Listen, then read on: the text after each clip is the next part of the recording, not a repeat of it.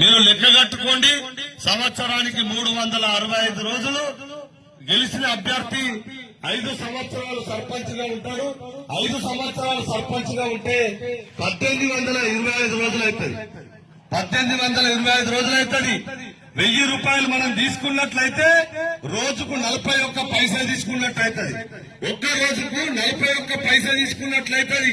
పిచ్చగానికి కూడా 41 పైసా తీసుకోడు.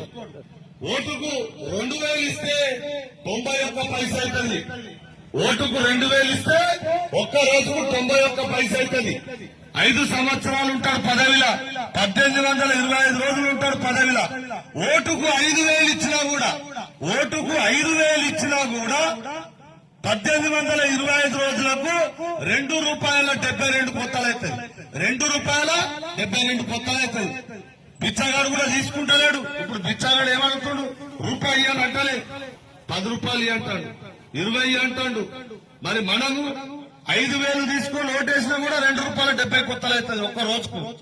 మరి ₹2.70 కొత్తల కొరకు, 91 కొత్తల కొరకు, 41 కొత్తల కొరకు పైసలు తీసుకొని ఓట్లేస్తే మనం ఎక్కడికి పోతాం? మన సమాజం ఎటు పోతుంది? మరి మనకు డబ్బు ఇచ్చిందంటే మనం పిచ్చగలం అవుతాం.